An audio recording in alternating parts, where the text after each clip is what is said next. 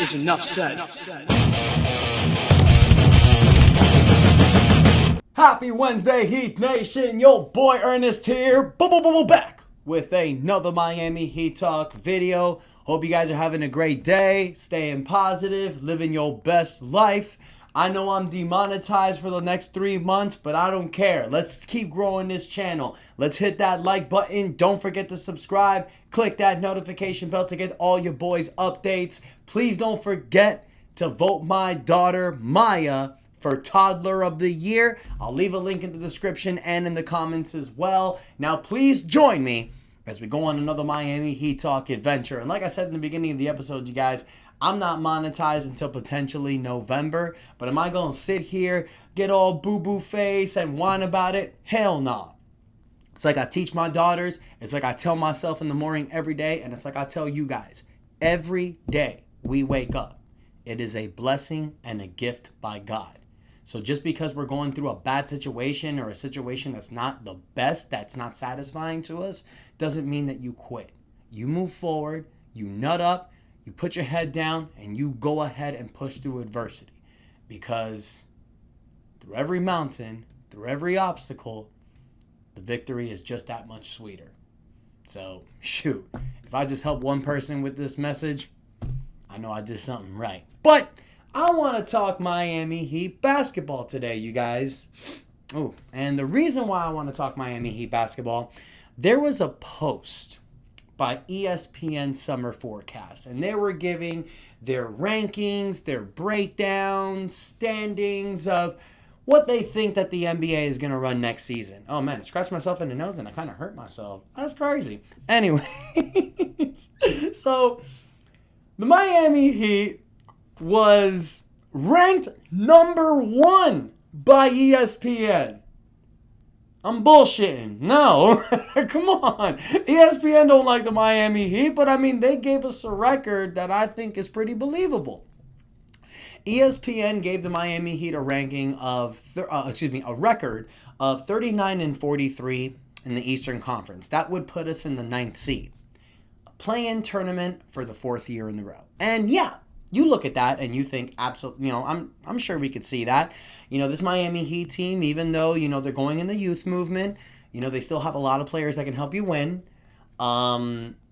39-43 is better than last year. Spo did say that this team is looking to be better. I just don't think that we're 2 wins better only. Now, look, I'll keep it a buck with you guys. There could be injuries. There could be a lack of chemistry. On paper, this Miami Heat team does look real nice, but it may not work. You've seen teams in the past that you thought were going to work really nice. One that pops off in the top of my head, 2017, 2018. For those of you guys that don't remember, that was the year after the Miami Heat became a Cinderella story. You started the season 11-30, and it looked like Tankathon was coming, and then the Heat went 30-11 the second half of the season to finish 41-41, and were literally tied for the 8th seed. But the only reason why they didn't make it was because Chicago had the advantage when it came to the wins. So Chicago got the 8th seed over Miami. And then the next year, that offseason, Pat Riley gave Dion Waiters, James Johnson, I believe Tyler Johnson's contract came into effect. And Pat Riley was basically going in on this 30-11 second half team. And the next year, we just won 44 games. We got Dwayne Wade back, but we got bounced in the playoffs in the first round. A lot of people had a lot of high hopes. But look, you were still a 6th seed, so it was pretty cool. But I think that this Miami Heat team can be a little bit better. I've said this before. The floor with this team, 37-40 wins. I could see that. I could see where the Heat are a playing team. Maybe they're not a playing team. I doubt that. I don't think that the Heat are as worse as a lot of teams in the East. But I could see the Heat being a playing team. You're winning anywhere from 35 to 40 games and you're a playing team. Definitely a possibility. However, I do see a ceiling of this roster of potentially 47 to 50 wins. And that's the thing about this Eastern Conference, you guys. 4 to 5 extra wins in the season can really make or break your roster. We've seen this Eastern Conference be a difference of like 4 games is the difference between the 4th seed and the 9th seed. We've seen that a lot. So this Miami Heat team, what they need to do is focus. Training camp is coming next month. These players need to be bought into Spo's system. You need to have a collective group of men that know their role and play it to perfection. I've said it before and I'll continue to say this, you guys. I look at this Miami Heat team, and yeah, I see a play-in team possibly, but I also see an Indiana Pacers. A team with players not filled with superstars, but a team filled with players collectively of all-stars and winners that know how to win. Tyler Hero's an all-star. Bam Adebayo's an all-star. Andrew Wiggins is an all-star. Norman Powell was almost an all-star last year. You also have up-and-coming players. You know, Kel'el Ware is going to get better. Nikola Jovic is getting better. You know, maybe Jaime Jaquez can break out of his shell after last year. You brought back Davion Mitchell.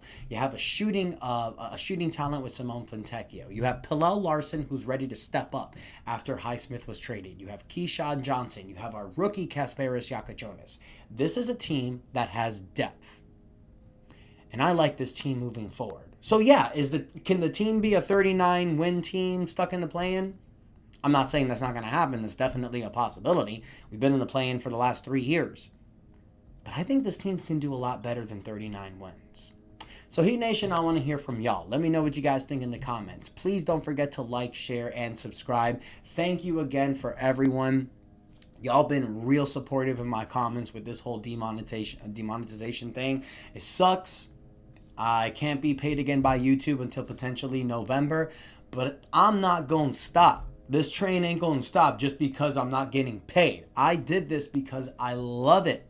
I love talking Miami Heat basketball. I don't have a lot of time in my day being a husband, a father, a wrestler, a musician, all the stuff that I do. But this is the stuff that I'm allowed to unwind and have a great time with. So why the hell am I going to stop? Especially I almost have a squad. I have my soldiers. We almost 7,000 strong. And a lot of you guys were in the comments telling me that you love me and support me. And that got me, man. Because I fucking love you guys. And I'm sorry for the language, but it's just how I feel. I love you guys. Thank you so much for the support. Don't forget to like, share, subscribe. Click the link. Vote my daughter for Toddler of the Year. Would really appreciate that. And until next time, your boy Ernest out. And that is enough said. Thank you guys.